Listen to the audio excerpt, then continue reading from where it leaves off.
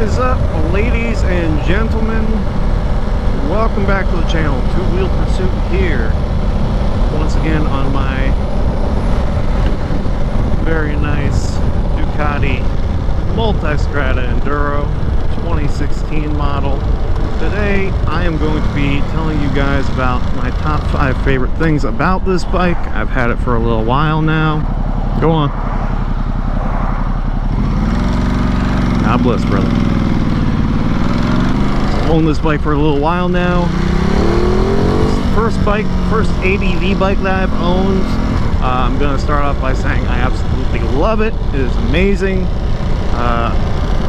Anytime that I start to have doubts about it or any sort of buyer's remorse, I instantly get on and ride it, and I'm like, nope, this was a good purchase. I'm glad that I got this bike.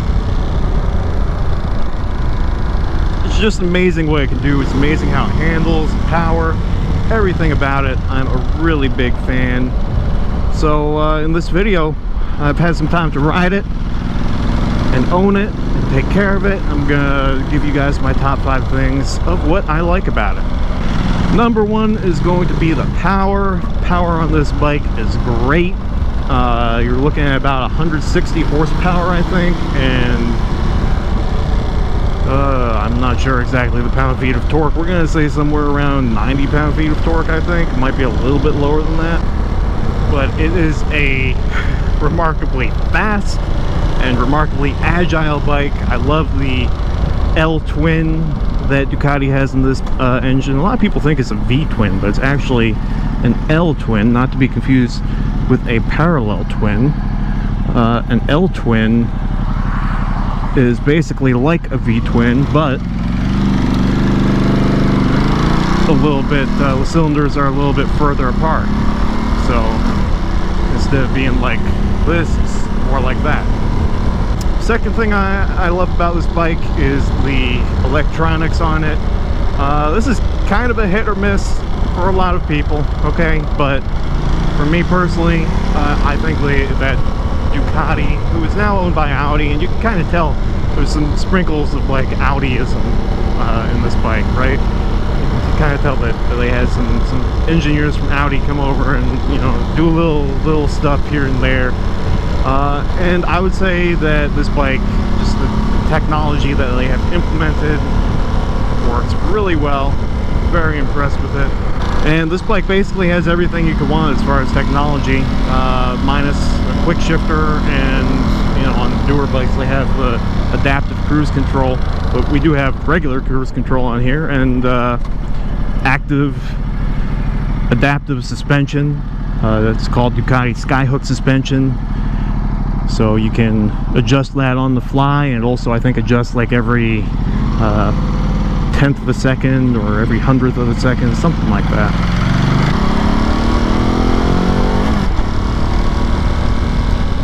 So the technology, I will say, I mean, it took me a little while to learn it. I had to spend like 3 hours with the bike just to get an idea of how all the different technology worked, kind of make sure I could set everything up and know how to adjust it on the fly. But the technology in here, I'm very impressed with it. And if you're a newer rider, I would never recommend this bike for someone brand new, but if you're a newer rider and you don't quite feel comfortable with the power of this bike yet, you can always go in and drop the power down to the low power mode, and that cuts it down to 100 horsepower, which is much more manageable than basically 160 you'd be getting otherwise. Third thing that I absolutely love about this bike is the suspension. Kind of ties into the technology aspect of it, but the suspension is just amazing, and the way that you can set it up for different types of riding, right? You have your enduro mode, you have your urban mode, you have all different, I mean, you can really dial the suspension in to be perfect.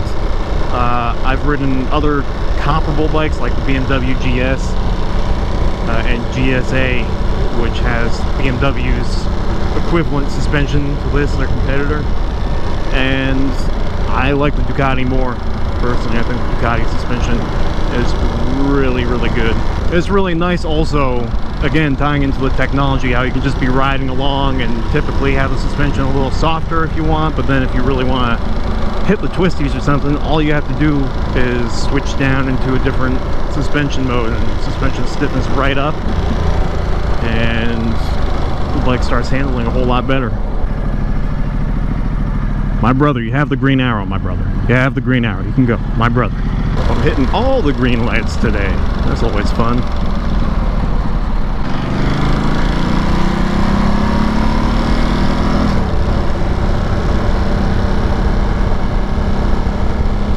The fourth thing that I like about this bike is the aftermarket, the absolute, you know, customization you can do to it.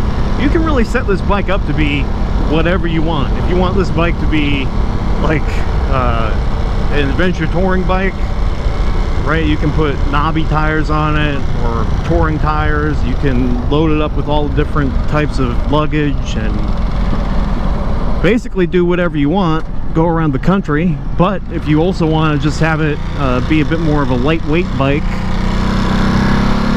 well, you can't make it too light, but you can certainly take the luggage off of it, put a shorter windscreen on it, and suddenly it feels more like a supermoto than an ADV bike. I mean, this bike will absolutely rip wheelies all day. You also have the wheelie control to keep them in check. The handling is amazing. Even if you want to take this bike to the track and put like some really good track tires on it, you could absolutely do that too. So it's kind of like a jack of all trades. You could argue master of none type bike, but I think the thing that it's a master at is probably the touring aspect, and then also everything else it is really good at as well. You just gotta, you know, tweak it here and there, but in the same way that you would tweak a Harley, right? You can turn a Harley like into a bagger or a cafe racer or a bobber. There's all sorts of stuff you can do to it. So, or a flat track racer. There's all sorts of stuff. And this is one of those types of bikes that you can really customize very easily to do whatever you want. The fifth and final thing that I am going to talk about here that I absolutely love about this bike is, you know, tying together everything else that I just spoke about.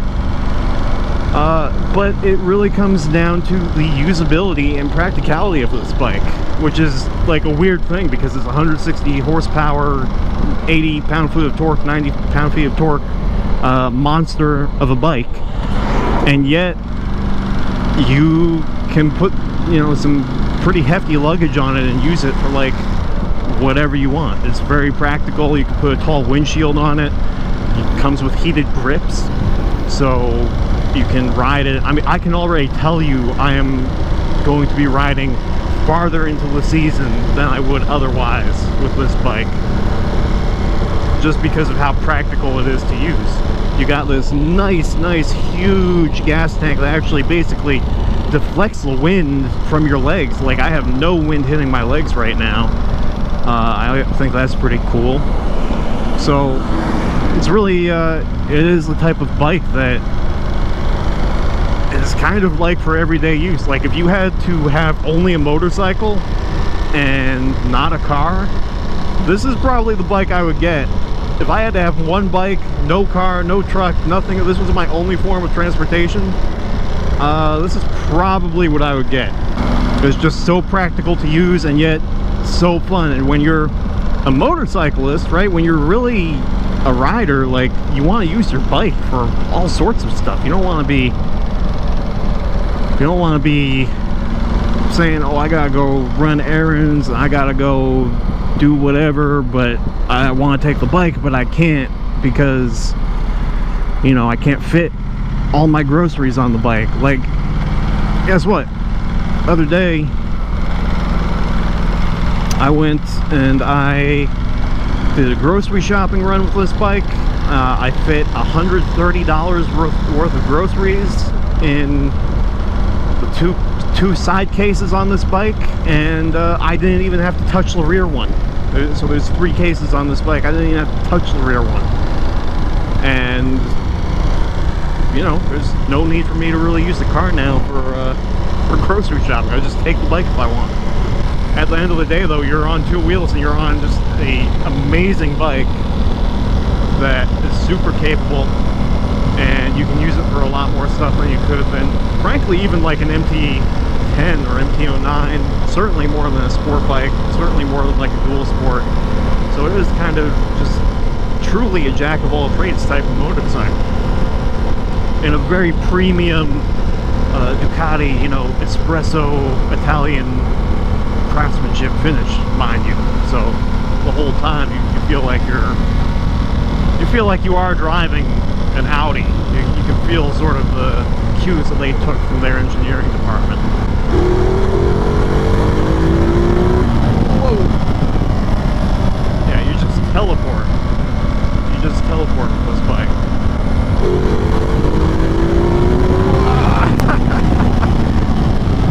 Oh my god, that power does not get old.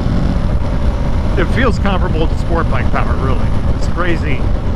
Alright, I guess the speed limit is 35 here, so I probably should slow it down a little bit. It honestly feels comparable to a sport bike. Like, you really hit that power band and you get the power. It's quite impressive. And for a little bonus here, a little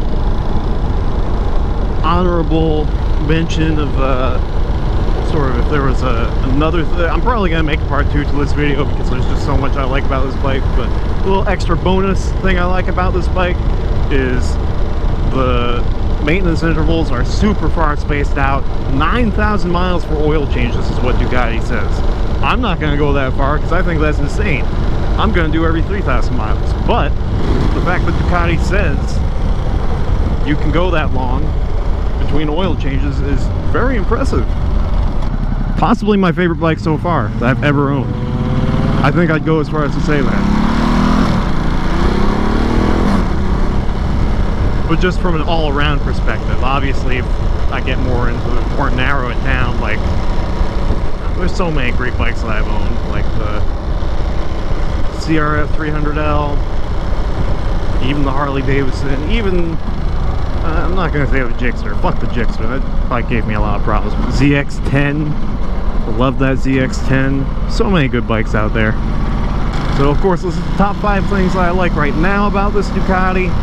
I will make more videos in the future about more stuff I like about it, and just, you know, once I've ridden it for a while, a long-term review. And I mean, the bike almost has 50,000 miles on it, so just sort of from a maintenance perspective and reliability perspective, make some videos on that. If you guys have any questions, be sure to mention them in the comments down below. Let me know if you agree with my top 5 things, if you think Ducati's a piece of shit, and if you think that I'm a piece of shit. Let me know.